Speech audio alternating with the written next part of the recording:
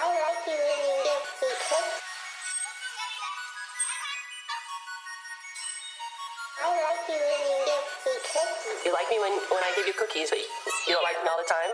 Yeah, no. All the time.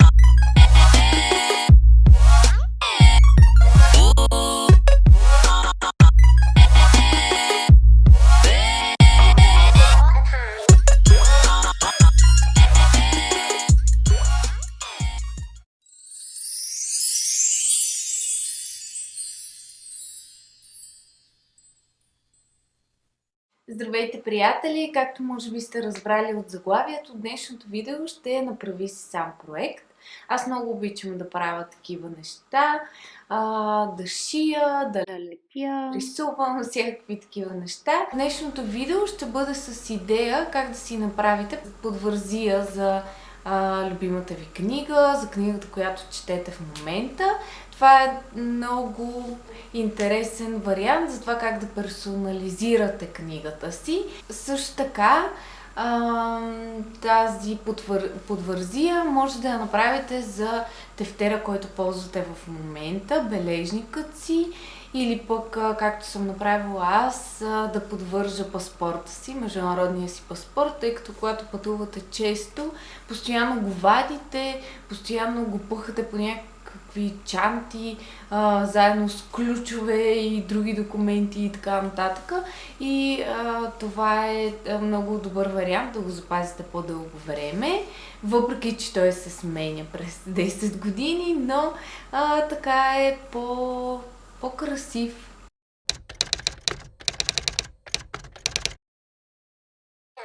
И така, започваме с нещата, които са ви необходими.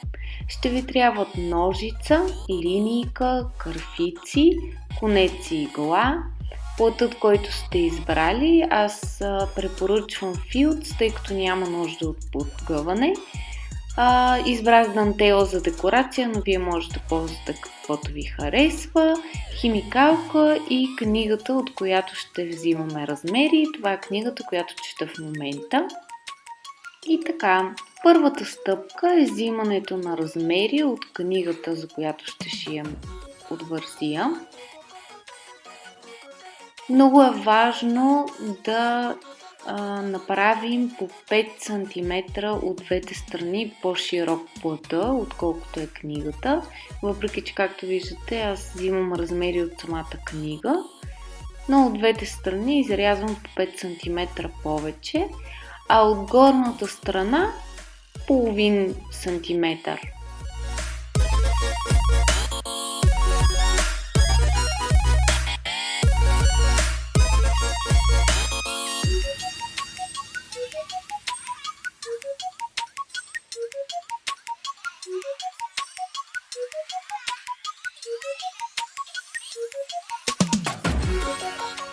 Следващата стъпка е да изрежем по очертанията, които сме направили.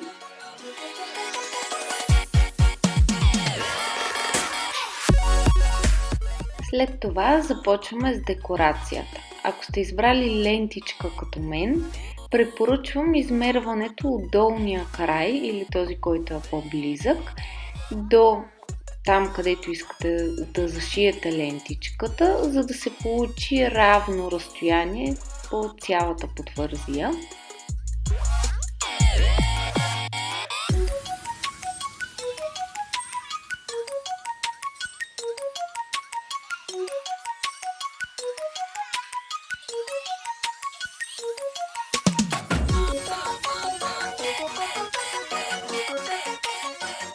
След като сме уточнили точно мястото на декорацията си, пришиваме към плъта.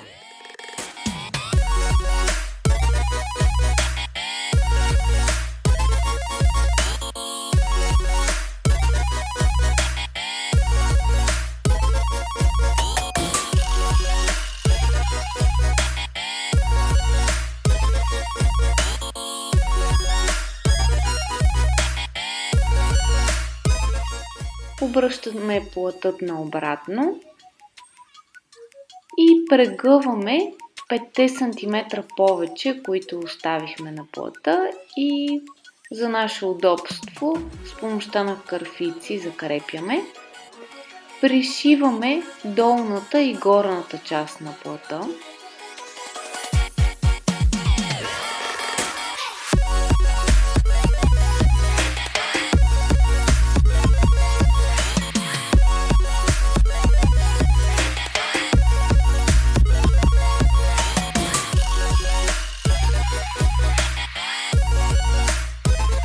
Повтаряме и от другата страна, което завършва нашата подвързия, и единственото нещо, което ни остава, е да пъхнем книгата в нея.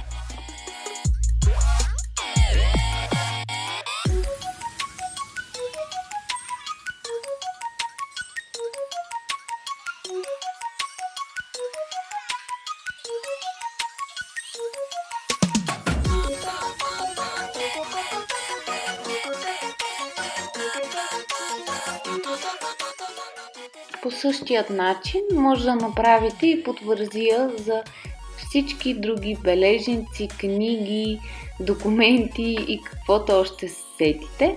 Както виждате, аз съм го направила с международния си паспорт.